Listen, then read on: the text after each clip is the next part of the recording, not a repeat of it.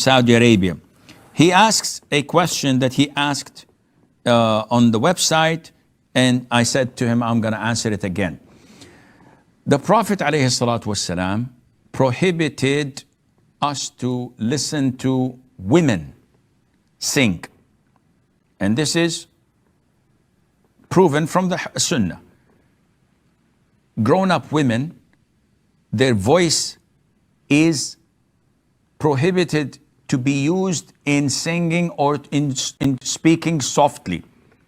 And maybe this is why the call centers usually put and appoint women, because men's voices are not as attractive and as soothing as some women, not all. So women singing is haram. Accompanied by musical instruments or not, it doesn't make any difference. So his question is, what about if men sing without musical instruments? Of course, if it's without musical instruments, we have no problem, because musical instruments are prohibited on their own. So it is not necessary to be accompanied by lyrics or someone singing. Listening to Beethoven, Mozart, or whatever alone is haram, without any singing or lyrics. Musical instruments is prohibited in Islam. And this is according to the Quran, Hadith, and the four schools of thought. We don't have to reinvent the wheel. What's haram is haram. What about men singing? Well, men singing without musical instruments is called Nasheed.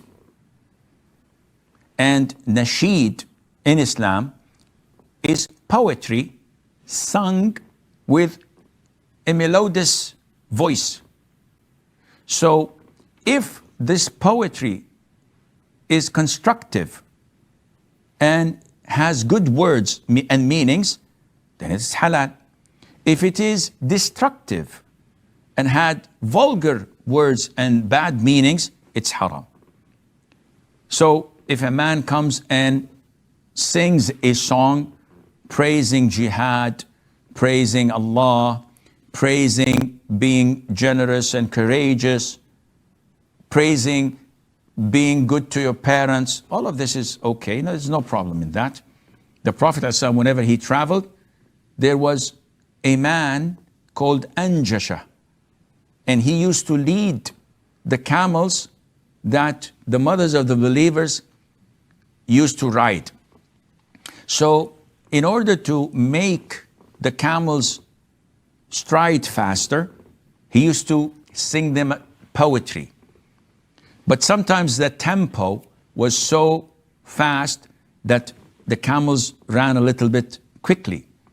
So the Prophet used to say to him, alayhi salatu wasalam, Ya anjasha ruwaydaka al-qawarir. Yani take it easy with the delicate cargo you are leading, because such striding in a fast pace would probably harm the ladies.